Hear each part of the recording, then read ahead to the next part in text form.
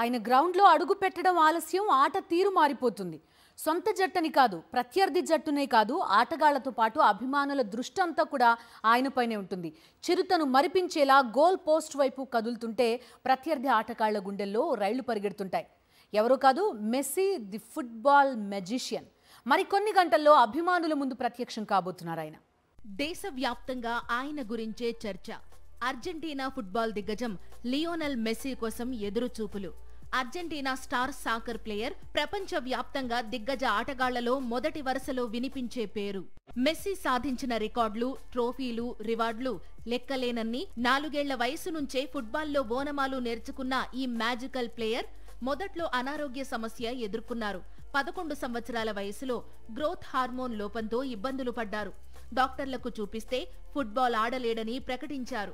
Costly చికిత్స చేయిస్తే ఫలితం ఉండొచ్చని మరికొంతమంది వైద్యులు చెప్పారు. మెస్సీ తండ్రితో ఉన్న అనుబంధం కారణంగా బార్సిలోనా ఫుట్బాల్ క్లబ్ రంగంలోకి దిగింది. అండగా నిలబడి మెస్సీ కుటుంబాన్ని స్పెయిన్కు తరలించి చికిత్స చేయించింది. ఆ కృతజ్ఞత కొద్దీ ఆయన ఆ తరువాత చాలా ఏళ్ల పాటు బార్సిలోనా క్లబ్కు ప్రాతినిధ్యం వహించాడు. ఫుట్బాల్లో అత్యంత ప్రతిష్టాత్మకంగా భావించే 4 అవార్డులు, Ballon d'Or, FIFA world player, Pichichi trophy, golden boot అందుకున్న ఏకైక ఆటగాడు మెస్సీనే. అత్యుత్తమ ఫుట్బాల్ ఆటగాడికి ఇచ్చే బాలన్ డివోర్ అవార్డును ఏకంగా 6 సార్లు అందుకున్న ఏకైక ఆటగాడిగా నిలిచాడు. 1978, 1986 తర్వాత ఫిఫా ప్రపంచ కప్ అర్జెంటీనాకు అందని ద్రాక్షగానే ఊరించింది. ఈ నేపథ్యంలో 36 ఏళ్ల నిరీక్షణకు తెరదించుతూ అంతా తానై అర్జెంటీనాను విశ్వ విజేతగా నిలబెట్టిన ఘనత మెస్సీదే. ప్రపంచంలోనే అత్యధికంగా సంపాదిస్తున్న క్రీడాకారుల్లో మెస్సీ అందరికంటే ముందున్నాడు. ఇంటర్నేషనల్ మ్యాచ్ల కంటే క్లబ్ ఫుట్బాల్ మ్యాచ్ల ద్వారానే ఆయన ఎక్కువ సంపాదిస్తాడు.